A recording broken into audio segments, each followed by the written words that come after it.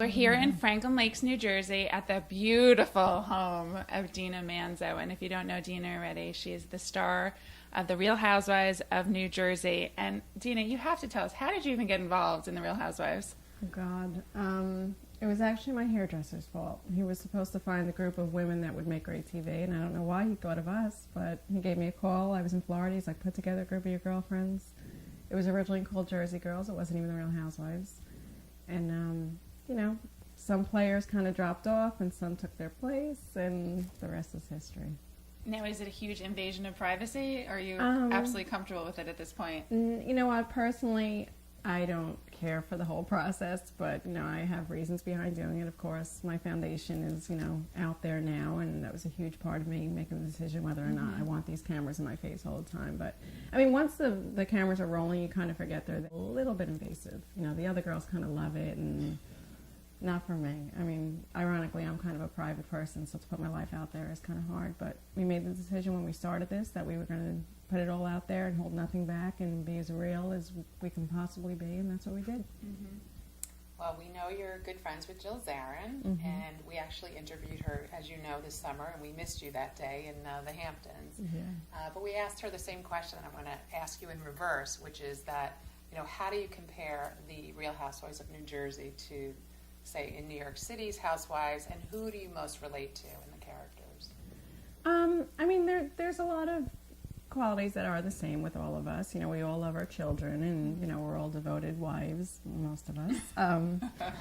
But you know, in New York, they kind of live more of a socialite lifestyle. For us Jersey girls, we're just like as real as you get. We're at the, you know, basketball practice, and we're at soccer games on Saturday, and we usually have baseball caps and sneakers on instead of walking a red carpet. So that's the main difference for me, is maybe our lives aren't as glamorous as the city girls. But, you know, deep down inside, all of us women have the same issues and the same concerns, and, you know, I could relate to each one of them a little bit.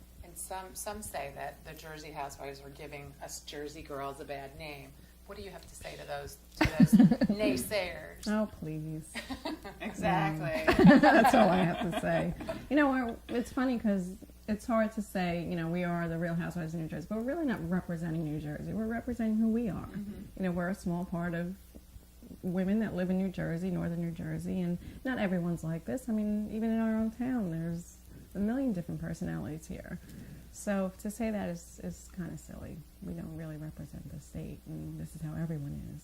Right. You could see our 5 characters are 5 completely different people alone in itself. So, you agreed to be on the Housewives before Project Ladybug. Can you tell the members of the butterfly community specifically what the project is all about, how you raise monies, how you get your daughter involved? Okay. Project Ladybug is a foundation for children with cancer. What we do is we specifically help the children for what they need. I mean, there are those larger foundations that do cancer research, which is so important, and where we are today without it. But for me, I wanted to do something that the kids really feel the effect of personally. So we'll throw them birthday parties, we buy their wigs.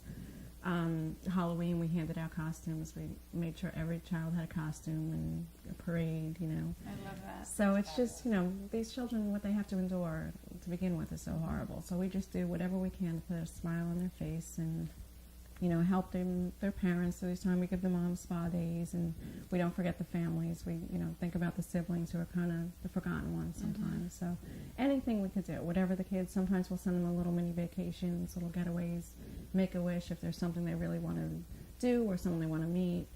We're going to make it happen. And where do you get the funds to host all of those events? Right now, all of our funds are through fundraising events. We have Girls' Night Out, we have spa nights. A lot of it is revolved around women because I just think it's a great movement to like have women be a part of these things. And we have shopping nights. And of course, we have our galas with couples as well. But, you know, in my situation, my husband works a lot. So I'm, you know, usually, you know, on my own kind of thing. So I'm thinking of those women who just like to, you know, do something for themselves once in a while. So if it's a great night out and you're raising money for a great cause and you're having fun with your girlfriends, I mean, what's better than that? Nothing. You know, exactly. So, and we have our T-shirts and our slippers that we sell, and all fun little things. We're coming out with a little baby let's see line. the slippers you have on. Can we These show are our slippers. butterfly moms beautiful slippers? So all kinds of fun things. We're coming out with jewelry lines, real diamond pendants, ladybugs for those who want to spend a little bit more, and some fun jewelry like this with little ladybugs on it for those who just want to buy a piece and be a part of the cause and look great, of course, too. So it's really fun because we're, everyone who's involved, everyone on our board, all our volunteers really have fun with it because it's not some of those fundraisers you go to like, oh, get me out of here. They're just like great events that you would want to go to anyway. And we have one tonight, we right? We do. I'm so excited. Right here in Ridgewood. Yeah, Town and Country Apothecary. We're having a lady spa night. So it's about being pampered and having fun, and we'll have champagne and strawberries and cupcakes and... Hard to say no to that. Exactly. And all the money goes to the kids. And so. Butterfly will be there. Yes, of course. I'm sorry, the ladybug and the butterflies. Yes, coming together. Yes, unite.